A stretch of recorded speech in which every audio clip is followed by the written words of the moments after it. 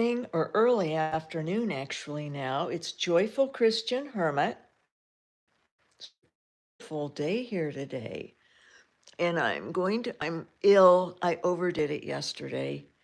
So my intestines, my gut is ill, nausea. It comes from radiating pain from the back. And then here's these two little things up on the bed with me in their little Christmas jackets that they got from Costco on sale. They love them, sort of. I think they do. They're cozy in them. But I had the weirdest thing happen maybe 45 minutes or an hour ago now. And I heard this knock at the door. I have a Ring doorbell, so I mean, they could have just let the Ring do its thing, but instead knocked just gently. And I thought it was my neighbor because she knows just to open and come in because I'm on the bed so much. And so, but didn't. So I got up and went there, and Lovey was barking and barking, and so was Mercy, her little shrill bark. And Lovey has a deep one, which is fortunate in a way because it sounds ferocious, but their tails are just wagging like crazy. They think, oh, goody, goody, someone's come to pet us. Because they really, I'm a hermit, but they're not. They really miss having a lot of people and activity and fun. So, they like attention. And so they were hoping it be somebody, hoping it was a neighbor because they love her. Or Sean, the young man from around the corner. He's coming later this afternoon. He's finally feeling better and will come help do some heavier lifting out in the garage. I need things lifted in a piece of tile, putting inset tile up in a wall, and we have one piece left to put in, and I cannot begin to lift it. Not anymore. So I'm grateful that God has help for me. But so I opened the door, had to hold Lovey back because he was bounding, ready to just leap up on someone in someone's arms or push them over or something with his excitement. But no, it was a man who had come to the door, and he uh out in front was this big, huge, costly, new, shiny, white SUV. And later, a neighbor across the street told me that it was an Escalade. That's an expensive SUV, brand new, parked in front and partly in front of my driveway. And the man wanted to buy my truck. My truck that is, see, 16 years old. Yes, it's 16 years old. And because it sits in the driveway, I drive it, that's where it's parked. Eventually, my garage will be emptied enough of construction things and tools, but not yet. But the man wanted to buy my truck. And I'd not seen him at all in this subdivision. And it was just bizarre. And I said, no. And he sort of shrugged, made these gestures like he was disappointed and expected that I was going to sell my truck to him. And so he got in his new Escalade SUV and purposefully drove around and turned left at the next street and that heads out of the subdivision, and wasn't like driving slowly looking for other trucks. So I went 2 houses up and asked them if someone had come wanting to buy their truck. Their truck's in front. And then I asked the neighbor man, he was on a business call outside for a long time. I waited with Lovey starting to roughhouse and got himself into trouble because he can pull me down when he gets like that. He was roughhousing with his sister, and he gets too big and rough for her too at times when he gets all excited. But finally, my neighbor was off the call, And he said, no, no one had come to his store asking to buy his truck. But he said, I saw. And he said, it was an Escalade. And he said, I saw the man kept looking at his phone and looking at house addresses and then went to your house. And he said, so it must have been for like Facebook Marketplace. And I said, but I don't have a truck listed and I don't have my address listed. And, but I realized later, and I had called the police just to report to ask, did they have anyone else calling, saying someone was going around stopping and asking, going up to houses and asking to buy their truck. And didn't get an officer. They said, well, I need to talk to an officer, but they didn't have any there in the building or something, whatever. So just the lady who answered in their communications department. And she says, oh, I don't think so. I haven't had any calls with that. But of course, I'm very, I was unsettled by it. It's just so strange. And so I know that you can go online and with addresses of streets and see who lives where through tax records you can see and real estate records and see pictures of the house.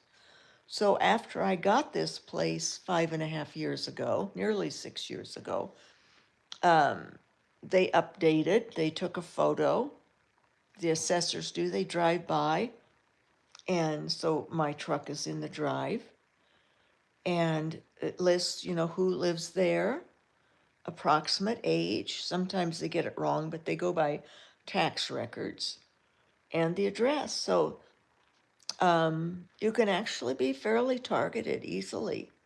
So they know, and he definitely now knows an elderly person lives here with a dog.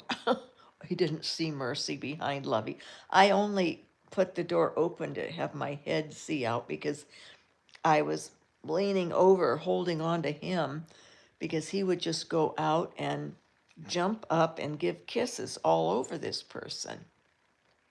And so it's, he was, maybe 45 to 50, definitely not from this subdivision, had never seen him. And he definitely was wanting this house.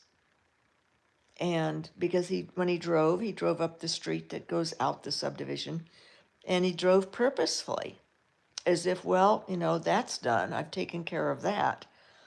He wasn't looking around for other trucks, other houses with trucks.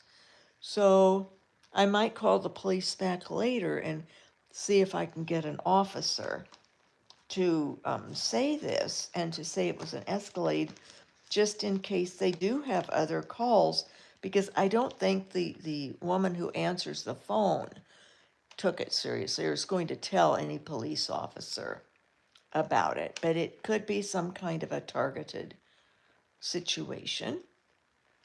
I don't know, even just to check to see, well, who does live there, or, is it this person, and is that person that old, and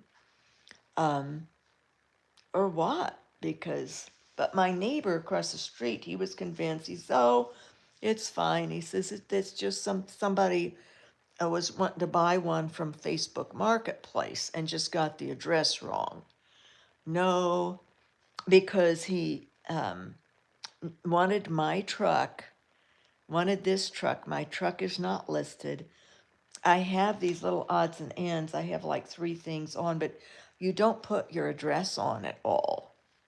So there'd be no way the person would even know I have a truck by the 4 doors, slab doors I have listed, or the old fan I have listed for $25. There's nothing to do with the truck. No address is on there. It's not my name. I use my code name always. I have other code names also. So it's and especially my vibes are up. My vibes didn't feel right about it at all. Immediately, did not, when he asked to buy my truck. And just something about the way he sort of shrugged and acted so disappointed I wasn't going to sell it to him, and said, "Oh, well, at least I tried," or something like that. I thought, no, he's for other reasons, stopping and inquiring, and you just don't stop and go up to someone's house and ask to buy their truck. And especially since he kept looking at his phone. My neighbor said he kept looking at his phone and then looking at the house address, so as if to have the right one. So he's gotten information from online, I think, for something. But someone with a brand new Escalade, shiny, bright SUV, huge thing, would not be needing to go around neighborhoods looking for a truck to buy. They would go to a car lot, or one that's on Facebook on sale with an address. Or you on Facebook, you go back and forth with the person, and then when you say you're going to buy it, then you'll give the address to the person. You don't do it before then, and it only to that person. So it isn't like it's posted online for others to see. So anyway, that was my little morning detective work, as I went up the street at the other house that has a truck, and no, and they found it strange. So we'll see. Um, I did get some landscape lights I was going to take back. They were on sale, but I thought, up around the sidewalk and stuff at night when I take the dogs out, so that it would be more light out there to see. And at night, I don't keep my outdoor light, my garage lights on, but I think I will. And this sounds awful, but I keep my door unlocked because if I need to call EMS or have my neighbor come over, if I get into a terrible pain siege with my gut that I need help, then they can get in. But I'm going to start locking my front door. I'll leave one in back open and tell my neighbor which one. But and I even have to find the keys. It has a new no door handle on it, and I'll have to find the keys and give her one. But uh, when you have ailments, you have to make other arrangements and you have to live differently. But you also then need to be cautious. I guess if I were truly detached, I would think, so what? Come get me. I used to think that when I didn't have pain meds back in the Midwest and my kids were already grown, I didn't need to stay around for them. But I used to have that attitude of, come get me, I'll be happy to go on. It's a little different now that I have a sense of ministry and mission, plus that my pain is at least tamped down a little bit from my pain meds. And um, although today there's really nothing that I can, my headache was so terrible. I did have to take this over-the-counter BC.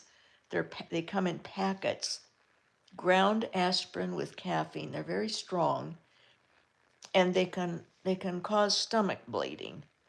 But I do have upset stomach also from that because it's strong.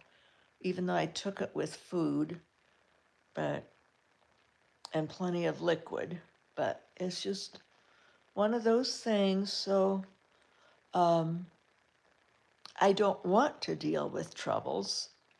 I don't want to deal with issues or problems from people. As soon not have some kind of an issue going on with someone who's up to no good, I guess you would say, involved in what they shouldn't be. So I'll figure out something.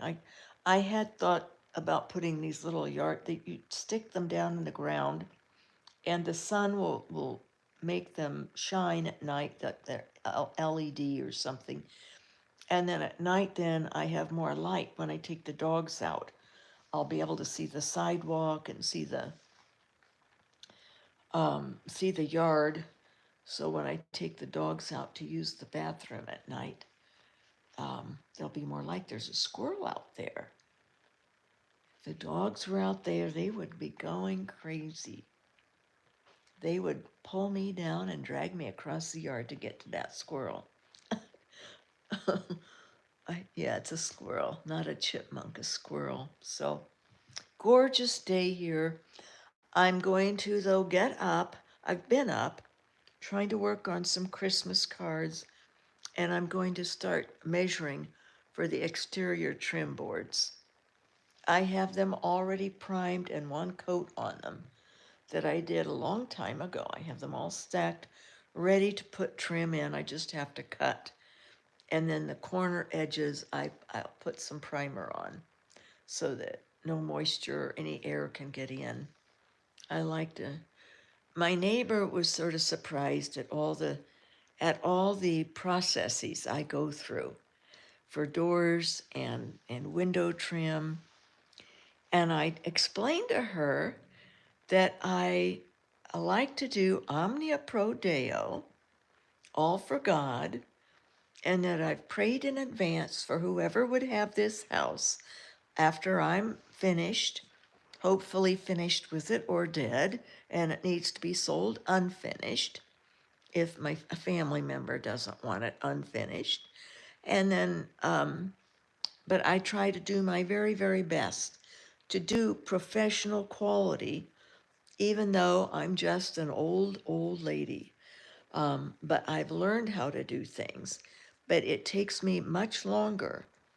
But I do them in the detailed steps to have beautiful finish woodwork and colors or tones, design wise things that look good and make sense. There's that window over there. I have stuff piled, a chair piled on top of a recumbent stationary bike, try to get my legs strengthened. That was after my knee surgery. But as you can see, I'm not using it. It's, I plan to, I want to again. I just have things, a chair flipped upside down on it to make more floor space in here for when I start. There's the underlayment wood back there. And there's my little nativity. They're Goebel figurines from Germany, a nativity, Mary with the baby on a donkey and Joseph. And then there's a little angel holding a light to guide their way. This is the flight into Egypt. And Joseph there is holding a bag, a travel bag over his shoulder. That came from a very close friend to my mother. They taught English in high school at the same time and were in Shakespeare Club together. But I knew the woman, Juanita, and she was my junior and high school English teacher. My mother was my sophomore English teacher. And I got to be friends with her as an adult. My parents had moved to Arizona, but I had moved back to the Midwest after my marriage had ended in divorce, brought my children back to the hometown. So reconnected with Juanita, and we're always very close. It didn't matter our age difference. She's a lovely person, and she passed away in early January, like January 3rd. She was 101, but she had gotten dementia. So she didn't know me at the end. She's one that I did take my lap harp in And I had learned How Great Thou Art on the harp, and she loved hearing that when she was in the hospital. And later on, then when she was in the memory care area, but I only went once to see her there. She didn't know me, and it was very painful for me walking on the concrete floors, going to her memory care unit, and then to stand by her bed. And she didn't recognize me.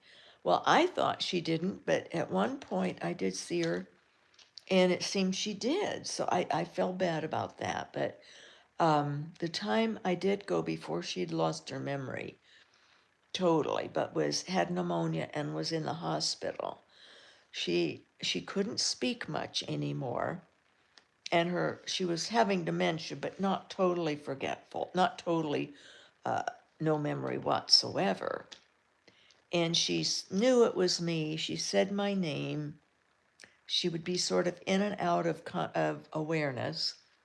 But when I played How Great Thou Art on the harp right by her bed, she got tears in her eyes. It just meant so much to her. She loved that hymn.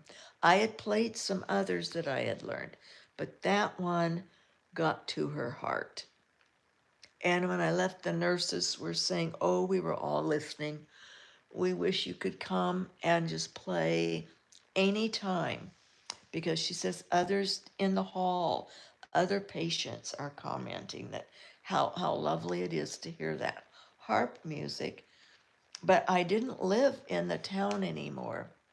So, and then she was soon out of the hospital. And that was difficult because I had to sit and then also stand and walk in these buildings have these concrete floors. And that was just so painful for me. And that would have been before I had pain meds also from the one doctor who finally relented.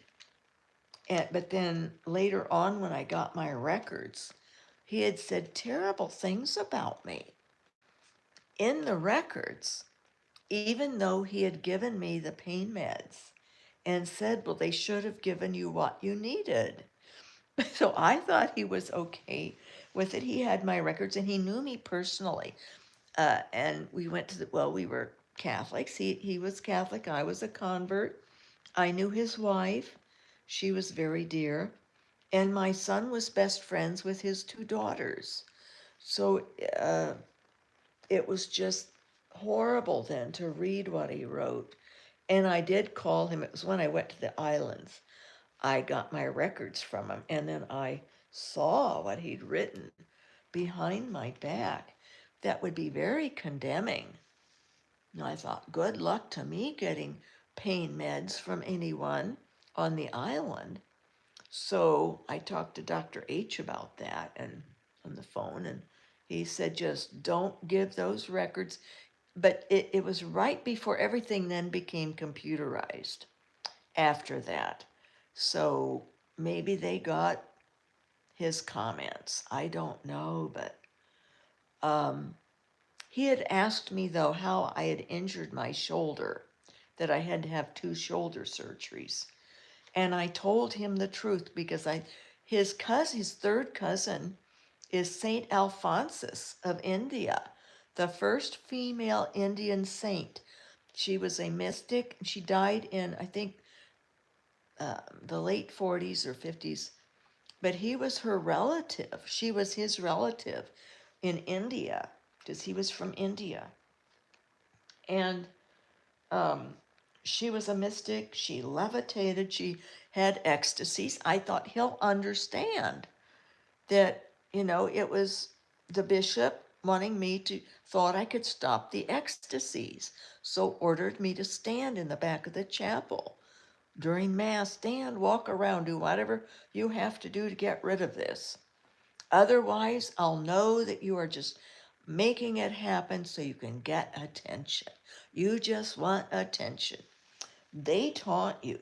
They put you through all kinds of hell in there playing the devil's advocate if you have any spiritual experiences that they don't understand, because they're more occupied with trying to prove that you're somehow making these things happen rather than to hear the message that I was being given about the mass.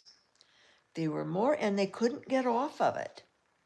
And then when they couldn't be disproven, he got angry and just cut me off, wouldn't talk, wouldn't, didn't meet with me anymore. What He was my spiritual director for a while, and I would call to get an appointment, and they would just not answer or say, "Well, I'll find out," but never get back with me. The secretary would, and after about 3 months of that, I emailed. I says, "What is going on? He surely can't be busy for 3 months like this. He's been meeting with me monthly."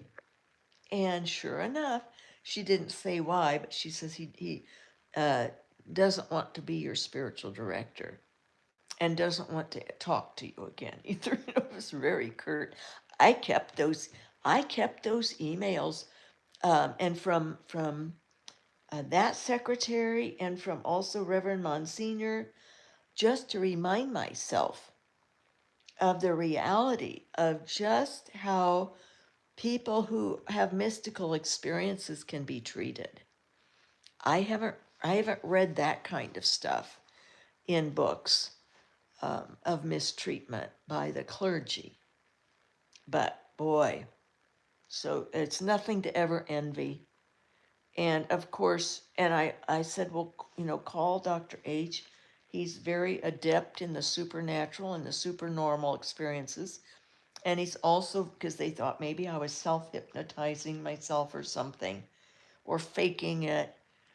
And when I couldn't help, the power came over me when I stood in the back of the chapel right at the beginning of Mass. I just fell to the ground. It was like God was just laying me down, but my arm was out and underneath in a way. And so I could feel inside of me my shoulder tear. And then, of course, the first surgeon missed a big part of the problem, just fixed the rotator cuff, and kept accusing me of being a malingerer and a nutcase when I kept going back saying something's still wrong, something's still wrong. It was so painful. After the surgery, it should have been healed in 6 weeks with a rotator cuff. But no, a year later, I was still going back, well, 10 months later or more. And so the chiropractor found me a different surgeon. He said he's the best surgeon and had me get another MRI. He found a very cheap place because I didn't have insurance yet then. I wasn't 65 yet to get Medicare.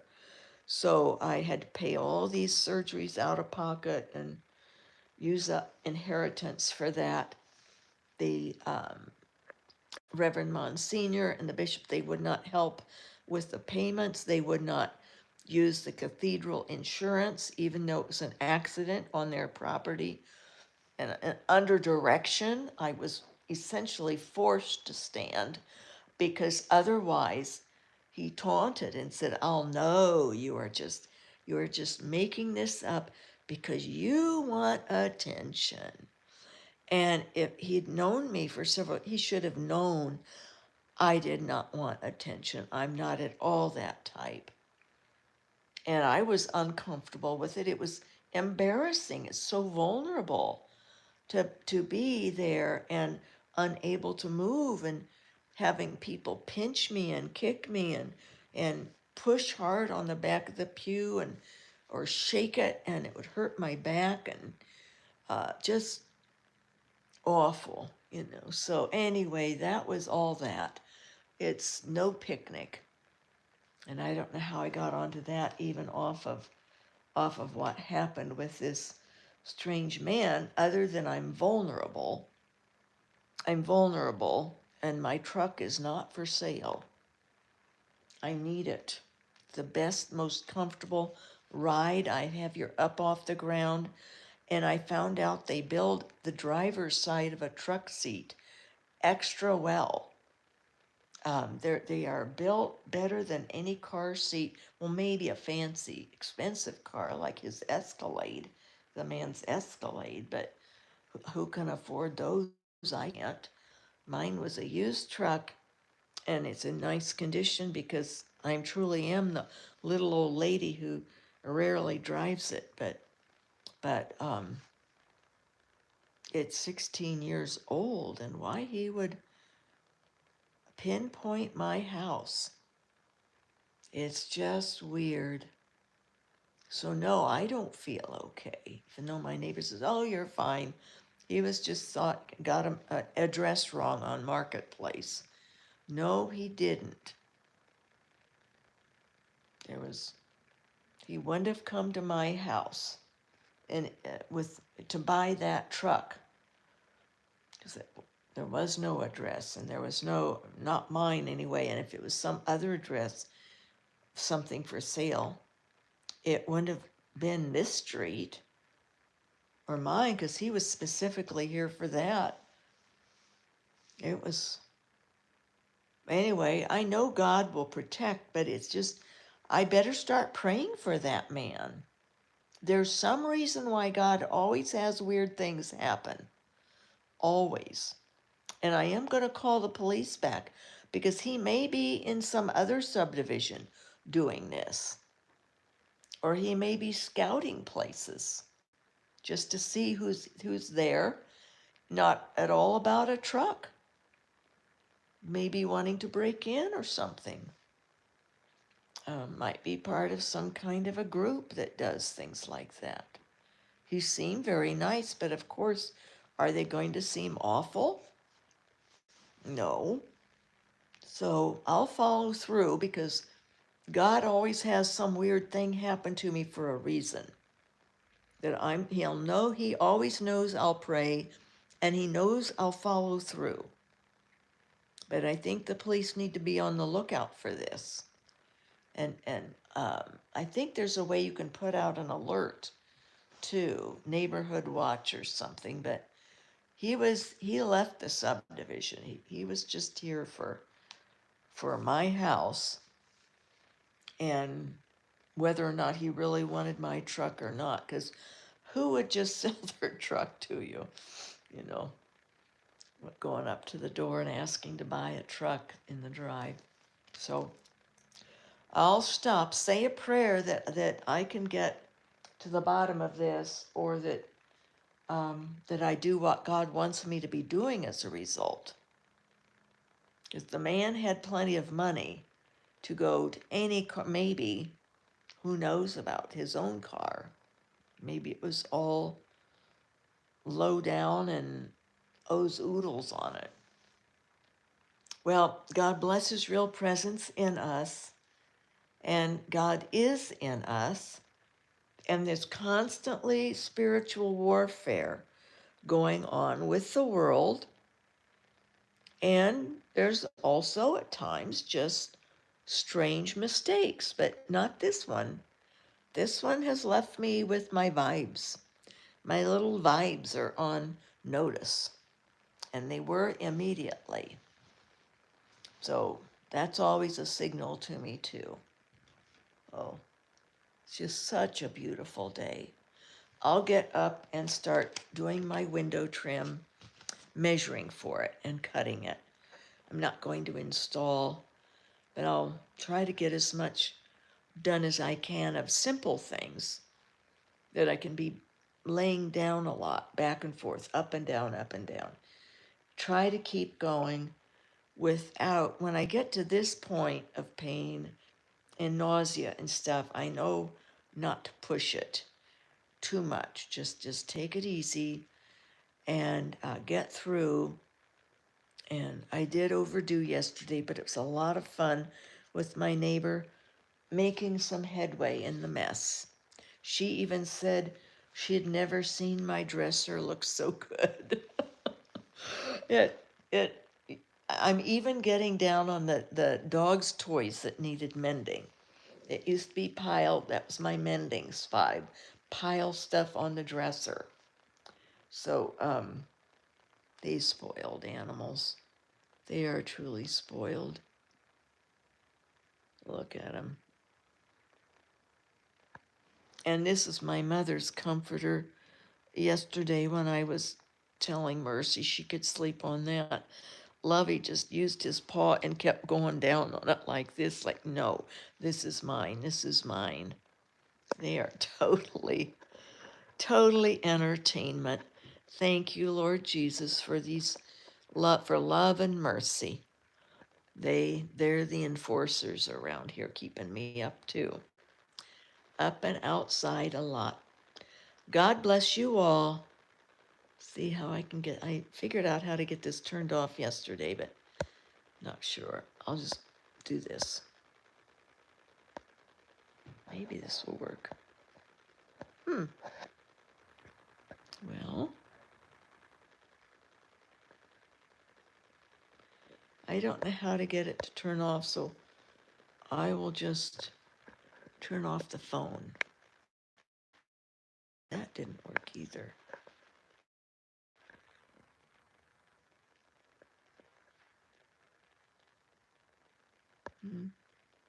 Says start Q&A.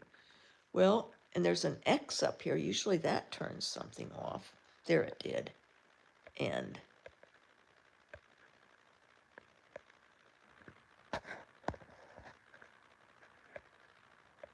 Now my phone won't turn off. Says, are you sure you want to stop streaming? And I put end and it won't